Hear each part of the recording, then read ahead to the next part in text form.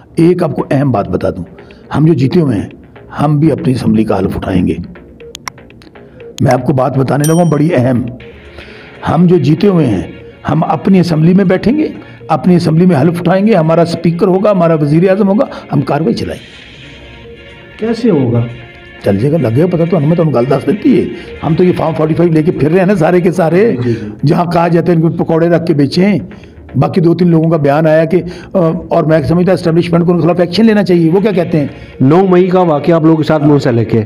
दूसरी जानिब पाकिस्तान तहरीक इंसाफ का मुतालबा है कि एस्टेब्लिशमें इसके खिलाफ एक्शन ले लें। बताइए जी, आज ये मरियम बीबी बड़ी अहम बात कहने लगा हूँ, ये शहबाज शरीफ, ये दोनों हारे हुए हैं और अल्लाह नबी के नामों के नीचे असम्बली के ऊपर लिखे वहाँ पे हल्फ ले रहे हैं। इनको अभी मैं कहता हूँ जाओ जाती उम्रा उत्थे असम्बली बनाओ, उत्थे जाके हल्फ ले लो। यार नहीं बनना, गल हो गई है हुण, गल नहीं हुण गल कहते ने साडे नाल करो। हुण गल वध गई? गल वध नहीं गई मुख्तारिया, ये वड़ गए ने, इन्हां सब दा प्रोग्राम वड़ गया है। बिस्मिल्लाहिर्रहमानिर्रहीम। अस्सलाम वालेकुम नाज़रीन, मैं हूं इब्राहिम और आप देख रहे हैं लबयाज़ात टीवी। इलेक्शन 2024 15 दिन गुजर गए लेकिन अब तक 45 इलेक्शन कमीशन के वेबसाइट पे नहीं। शौकत बरसा साहब हमारे साथ मौजूद हैं, उससे बात करेंगे। अस्सलाम वालेकुम सर। जी वालेकुम सलाम।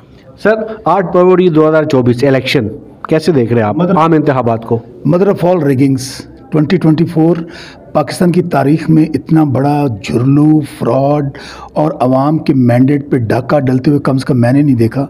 मैंने 5वां इलेक्शन में खुद लड़ रहा हूँ और ऑनवर्ड को 4-5 इलेक्शन सपोर्ट किया होगा।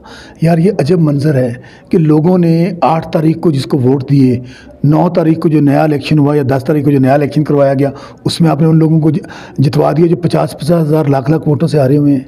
यानी कि आवाम को ये मैसेज दिया गया तुम्हारी कोई हैसियत नहीं है, तुम कीड़े मकोड़े हो, हम जो चाहेंगे करेंगे। इस तरह पाकिस्तान को अब किस तरफ लेके जा रहे हैं? यानी कि पाकिस्तान का तो ख्वाब कायदे-ए-आज़म मोहम्मद अली जिन्ना ने देखा था। हमने कहा था पाकिस्तान का मतलब क्या, ला इलाहा इल्लल्लाह। आज इदारों पे जो ख़ास तौर पे आइनी इदारे हैं उनसे मेरी गुजारिश है कि हम पाकिस्तान को कहाँ लेके जा रहे हैं। कहीं से इंसाफ नहीं मिल रहा। आज आपने कहा कि 15 दिन पहली बात सुनिएगा, आरोज़ ने 45 फॉर्म चेंज कर रहे हैं, किसी को हमें आज तक 45 फॉर्म नहीं दिया गया।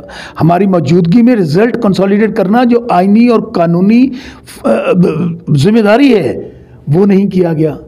और कहा गया कि हमें, मेरे हल्के में बता देता हूँ, इजाज़ुल हक कहता क्या है, उन्होंने कहा जी मैंने 3रे नंबर का खिलाड़ी है, 58,000 वोट हैं, साबिक डिक्टेटर आमिर जनरल इजाज़ुल हक का बेटा है, 58,000 वोट है, मेरे 1 लाख वोट हैं, 40,000 वोटों से हारा हुआ है, उसको जिता दिया।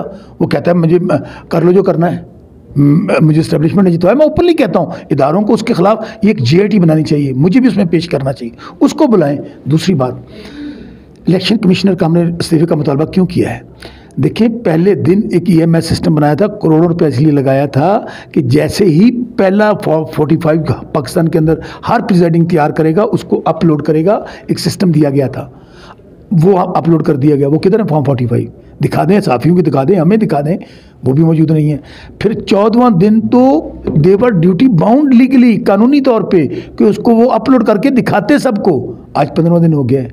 यानी कि अजब तमाशा है। इलेक्शन कमीशन खुद स्टे देता है, शौकत बसरा को देता है, शुएब शाहीन साहब को देता है, बाकी को अगले दिन नोटिफिकेशन कर देता है हमारे मुखालिफ। बरसा साहब कतलामी माप इलेक्शन वाले दिन और इलेक्शन वाली रात को इस्लामाबाद पिंडी में सराउंडिंग मेहता में इलेक्शन कमीशन ऑफ पाकिस्तान 3 घंटे गैब रहे, बगैर प्रोटोकॉल के निकले हुए थे।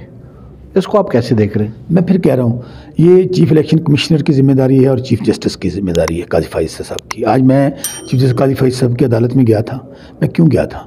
मैंने वहाँ पर कुरान पाक इसलिए नहीं होता कि अदालत में उठाया, ये बिल्कुल दुरुस्त बात है, आइन और कानून की बात होती है, लेकिन इससे अगली किताब भी कोई नहीं है। अगर मैं पाकिस्तान के सबसे बड़े काजी साहब के पास जा रहा हूँ तो यही बताने गया था। मैं उस केस के मुतालिक जहाँ रोका हुआ जो अंदर चल रहा था उसके ऊपर बात नहीं कर रहा, लेकिन क्या बताने गया था कि सर मैं अल्लाह को हाज़िर नाज़िर जान के कहता हूँ कि इजाज़ुल हक 3रे नंबर का खिलाड़ी है, ये हारा हुआ है, 40,000 वोटों से हारा है।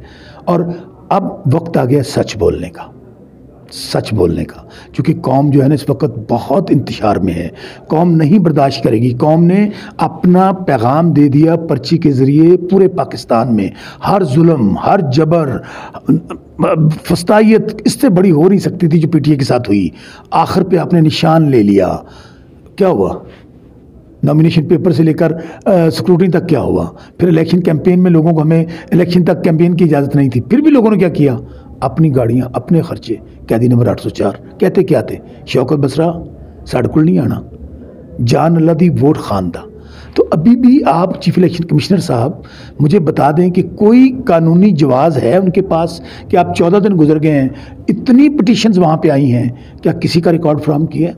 क्या किसी का फॉर्म 45 या अभी इस्लामाबाद की बात कर रहे हैं? मेरा चैलेंज है आज भी, हम तो ये फॉर्म 45 लेके फिर रहे हैं ना सारे के सारे, जहाँ कहा जाता है इनको पकौड़े रख के बेचें।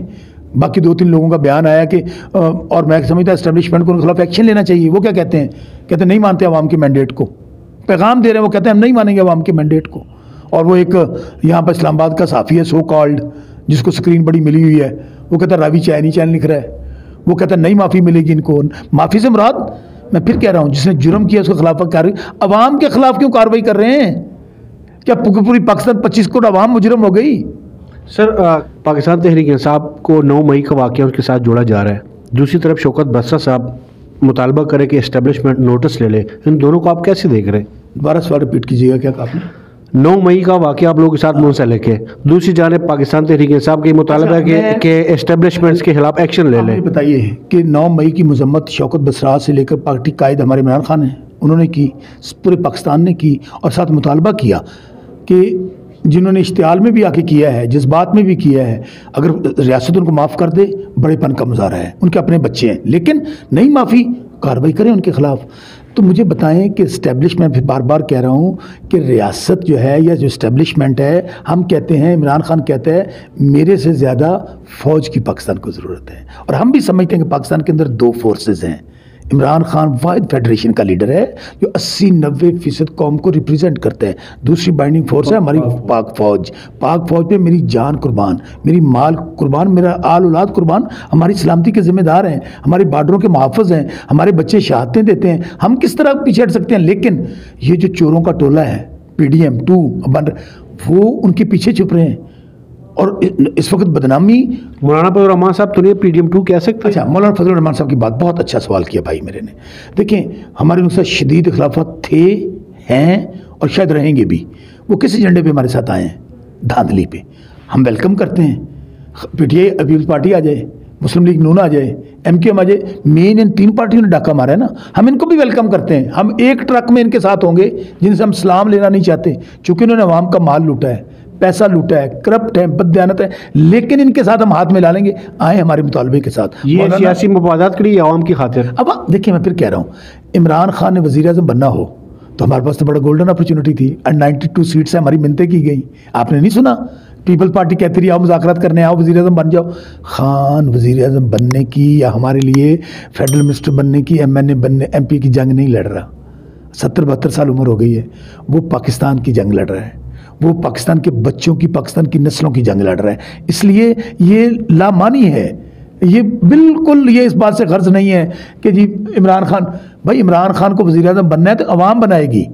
हम अवाम के मैंडेट से आना चाहते हैं, हम डाके और चोरी से नहीं आना चाहते, जिस बात की बुनियाद ही टेढ़ी हो। बस साहब 3 एक बात मुझे बताइए। जी। आज ये मरियम बीबी, बड़ी अहम बात कहने लगा हूँ, ये शहबाज शरीफ, ये दोनों हरे हुए हैं, और अल्लाह नबी के नामों के नीचे असम्बली के ऊपर लिखे वहाँ पे हल्फ ले रहे हैं। इनको अभी मैं कहता हूँ, जाओ जाती उम्रा, उत्थे असम्बली बनाओ, उत्थे जाके हल्फ ले लो। एक आपको अहम बात बता दूँ, हम जो जीते हुए हैं, हम भी अपनी असम्बली का हल्फ उठाएंगे। मैं आपको बात बताने लगा हूँ बड़ी अहम, हम जो जीते हुए हैं, हम अपनी असम्बली में बैठेंगे, अपनी असम्बली में हल्फ उठाएंगे, हमारा स्पीकर होगा, हमारा वज़ीर आज़म होगा, हम कार्रवाई चलाएंगे। कैसे होगा? चल जाएगा, लग गया पता, तो हमें तो गल दस देती है, थोड़े दिन वेट कर लो। उसकी वजह, हमें जब हमारा मैंडेट नहीं दिया जाए क्या करेंगे? कि जो लोग जीते हुए हैं और जो 40-40 हज़ार से आ रहे हुए हैं, लाख से आ रहे हुए हैं, 50-50 हज़ार से आ रहे हुए हैं, वो जाके असम्बली में बैठ जाएं, वो हल्फ ले लें और वो लोगों का मैंडेट पर डाका डालें, हम अपनी असम्बली चलाएंगे। बस साहब 3 चीज़ें हैं, जमहूरियत है, मकबूलियत है, लेकिन कबूलियत नहीं हो रही। कबूलियत अब वही होगी जो अवाम की है। पहले होता था, कबूलियत का नारा लगता था ना, अवाम पीछे चल पड़ती थी, यार नहीं बनना, गल हो गई है। हुण गल नहीं, हुण गल कहते ना साडे नाल करो पहला, क्योंकि पाकिस्तान बदल गया है। ये इतना बड़ा इनकलाब है, गाँव में है, पहाड़ों में है, चोलिस्तान मेरा इलाका गाँव का, पिंड का इलाका भाई, चोलिस्तान का इलाका है, सिग्नल भी कितने कितने घट आउंदे ने, पढ़ा लिखा है, अनपढ़ है, एक एक बात को समझ रहा है, जान रहा है, झूठ क्या है, सच क्या है। इसीलिए इमरान खान उसके पास तो वसाइल भी नहीं थे। और गल बद गई, गल बद नहीं गई मुख्तारिया, ये वड़ गए ने, इन्हें सब का प्रोग्राम वड़ गया है।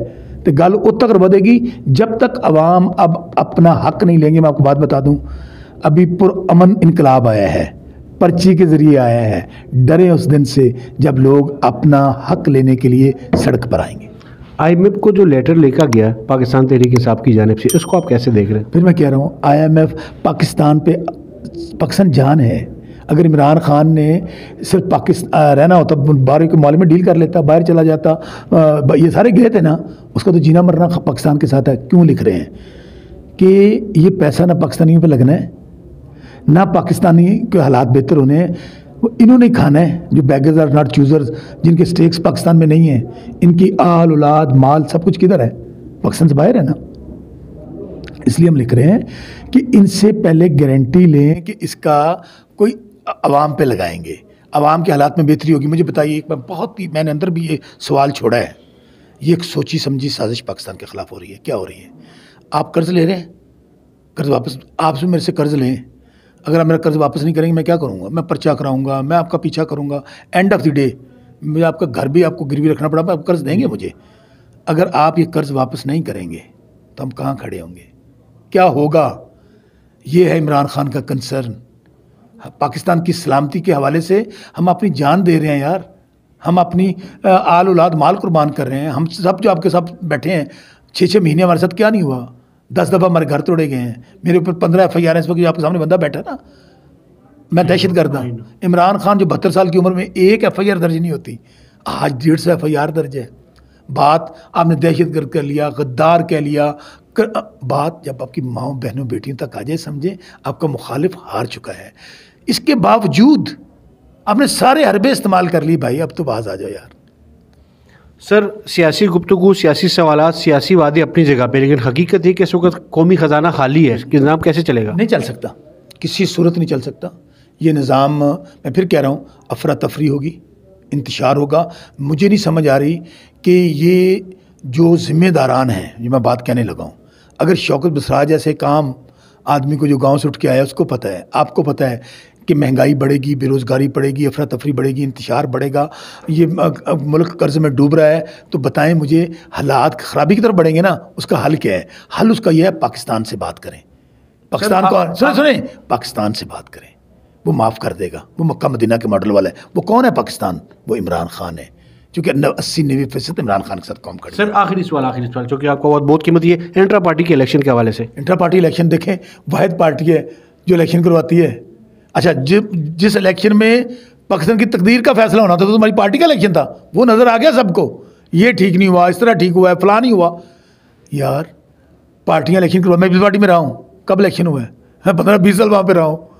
यहाँ पे तो हम फिर करवाएंगे, लेकिन मैं फिर कह रहा हूँ, हम इदारों से नहीं लड़ेंगे, इदारों में अपने केस लड़ेंगे, इदारों को बार बार रियलाइज़ करवाएंगे। नाज़रीन, बहुत बड़ी बात है कि इदारों से नहीं लड़ेंगे, इदारों में अपना केस लड़ेंगे। हमेशा सर आपका बहुत बहुत शुक्रिया। हमेशा की तरह दुआ और उम्मीद है कि हमारा मुल्क पाकिस्तान और रियासती इदारे बेहतरी की तरफ जाए। इजाज़त दिए, अल्लाह हाफ़िज़।